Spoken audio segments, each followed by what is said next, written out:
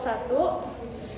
Perkenalkan, nama saya Zahra Putri. Saya Banyak Santoso. Saya Arsa Septiani. Nah, kita mau ngapain sih guys kali ini? Oke, kali ini kita mau mewawancarai satu narasumber mengenai masa Orde Baru. Nah, siapa sih yang akan kita wawancarai kali ini? Yaitu ada Pak Darsono selaku Ketua Staf TU di SMA Negeri 22 Jakarta. Oke, daripada lama-lama, langsung aja nggak sih? Dah! Lihat deh. Assalamualaikum warahmatullahi wabarakatuh, Pak. Sebelumnya perkenalkan, kami dari 12 MIPA 3 izin mewawancarai Bapak karena ada tugas sejarah tentang masa Orde Baru. Oke, sebelumnya mau bertanya, berarti Bapak ini mengalami masa Orde Baru ya Pak waktu itu? Kebetulan saya memang lahir di tahun 1966 ya. Memang pas zamannya Soeharto berdiri ya. Iya. Tahun 96. Yang ingin ketahui tentang apa aja sih kaitannya dengan masa Orde Baru ini. Yang ingin ditanyakan apa aja? Yang pertama, pertanyaan pertama, apa sih kebijakan politik, sosial dan ekonomi pada masa Orde Baru itu, Pak? Ya, kebijakan politik di masa Orde Baru itu kan masa transisi ya. Transisi ketika Soeharto memegang tampuk kepemimpinan menjadi presiden, beralih dari Soekarno di tahun 65 ya. 65 dan Soeharto ini mempunyai kebijakan politik yang terbagi dua, yaitu politik dalam negeri dan politik kedua politik luar negeri. Dalam negeri itu dia diantaranya ya Soeharto mempunyai kebijakan yaitu membuat yang namanya pemilihan umum, untuk sebagai program pemilihan presiden yang waktu itu ya. Yang kedua, Soeharto juga punya kebijakan politik yaitu kaitannya dengan politik dalam negeri, itu dia akan memfungsikan ABRI ini difungsikan untuk menjadikan dia menjadi pejabat di jabatan-jabatan strategis. Memang saat itu kan memang dalam kondisi kondisional supaya rakyat juga mematuhi segala kebijakan yang dicanangkan oleh Pak Soeharto. Itu fungsi ABRI. Yang ketiga, Soeharto juga untuk memperkuat pemerintahan. Soeharto juga ketika merekrut pegawai atau yang namanya rekrutmen PNS, rekrutmen ABRI, ada yang namanya screening. Jangan sampai ketika zaman itu kan masih zaman PKI ya. Iya, betul. Soeharto juga sangat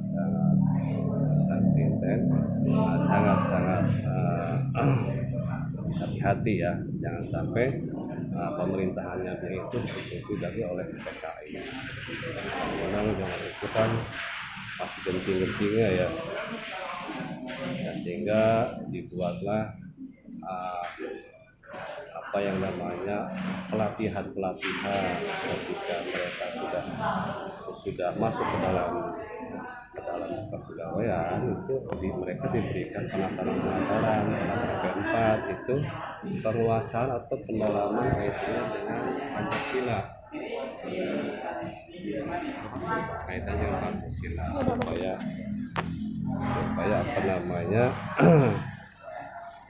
orang-orang pemerintahan ini mengerti makna dari Pancasila itu. Pancasila, bagaimana kita spiritual terhadap Allah, bagaimana kita berkomunikasi dengan sesama, kita harus bersatu. Kita juga harus saling menghargai, dan tentunya kita juga harus ketika sudah menjadi pegawai ini, kita harus punya, kalau umpamanya kita sudah menjadi pemimpin, harus bersikap adil, ya kan? Iya, betul. Bersikap adil terhadap bawahan. Rakyat ya. Itu. Nah, yang kedua, kaitannya kebijakan dengan politik luar negeri.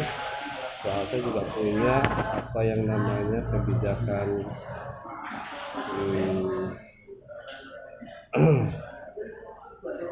kerjasama dengan lembaga-lembaga, diantaranya dengan ASEAN, dengan ONU, ya. Dan kita juga bekerja sama dengan yang sudah negara-negara yang tadinya sudah pecah gitu ya. Nah, Soeharto juga mempersatukan dengan negara-negara yang memang tadinya sudah pecah. Itu pendekatannya diantaranya terhadap negara-negara yang tetangga gitu ya, di ASEAN. Kalau dari kebijakan ekonomi sih, Soeharto selama kepemimpinannya gitu ya, dia punya trik, punya gaya, yaitu selama memimpin itu dia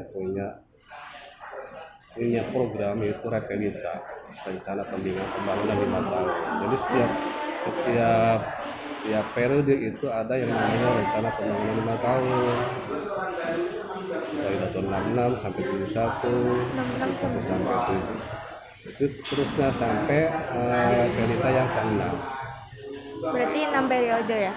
6 periode, masuk ke 7 kan dia dilengsarkan di tahun 98 ya.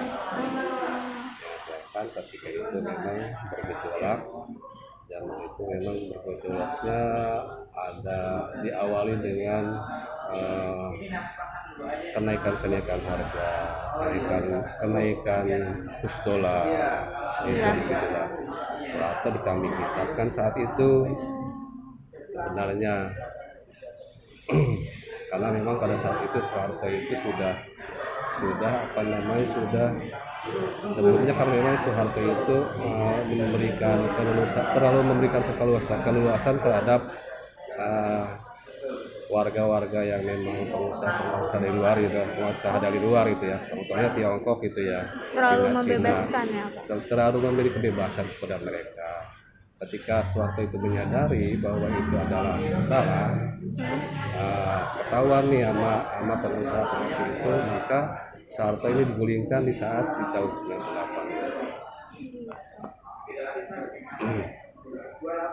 Pertanyaan kedua, Pak, pengalaman yang berkesan bagi Bapak pada masa Orde Baru itu seperti apa ya?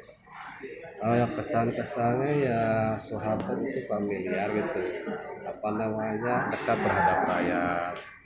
Dia sangat-sangat dekat dengan rakyat, merakyat sekali. Bahkan zaman itu ada yang namanya kelompok pencapir, dia turun langsung ke rakyat gitu ya, ke petani-petani, membuat kelompok pencapir, kelompok pemirsa gitu ya, berhubungan langsung dengan rakyat di pedairan gitu kan. Itu yang pertama. Yang kedua, kesan saya di era Soeharto itu kan, ketika Soeharto ingin ketika ada inflasi gitu ya, ada kenaikan harga gitu, tidak serta-merta dia menaikkan harga begitu tinggi gitu ya. Contohnya BBM itu ya, BBM itu kan zaman Soeharto itu naik itu paling besar itu Rp50 ya. Dari 300 ke 350 ke 400 ya. Bertahap ya? Iya, bertahap. Tidak seperti sekarang ini ya. Kalau sekarang ini kan kayak kemarin aja dari 7.650 pertalite gitu ya, sampai ke 10.000, itu kan berarti kan udah 25%. Kalau 50 dari Rp500 berarti kan cuma 10%. Apalagi nanti kemarin ini pertama gitu ya, dari 10.000 ke 14.500, itu kenaikannya sampai 45%. Itu ketika zaman Soeharto itu kesan saya yang namanya Soeharto bisa menstabilkan harga sehingga rakyat itu tidak teriak, bisa rakyat juga masih bisa makan, masih bisa menghidupi keluarganya. Dan zaman Soeharto pun ini kebijakan-kebijakannya ketika itu membuka lapangan kerja seluas-luasnya. Ya. Pertanyaan ketiga, Kalau pengalaman yang berkesan yang dialaminya Pak, tadi Udah tadi.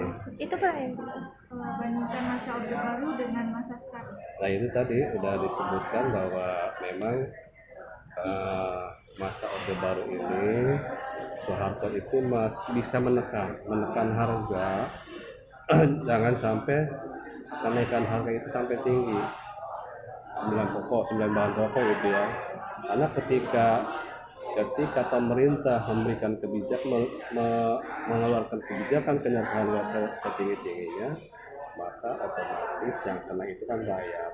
9 bahan pokok ya, mulai dari distribusi itu otomatis kan akan kena ya, akan kena imbasnya, sehingga kenaikan harga itu akan tinggi.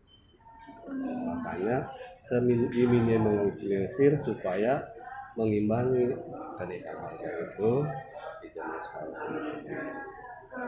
Oke, Dan berarti membuka lapangan kerja seluas-luasnya. Contohnya zaman dulu itu kan membuka pabrik-pabrik gitu ya, dengan diberikannya UMKM, usaha kecil dan menengah gitu kan, kredit kepada UMKM, sehingga rakyat ini tumbuh ekonominya.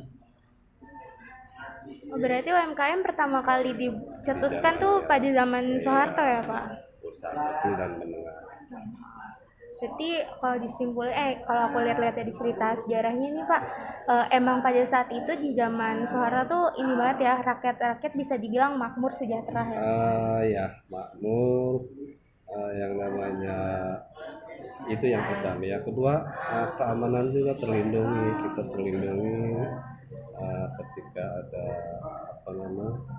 Soeharto juga memberikan kebebasan ketika ada demo gitu ya, dia memberikan kebebasan, tidak dikat seperti sekarang gitu ya.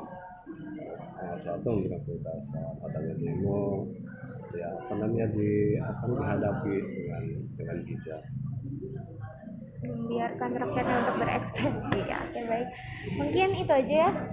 Baik, maaf mengganggu waktunya Pak. Terima kasih banyak atas waktunya dan jawaban-jawabannya.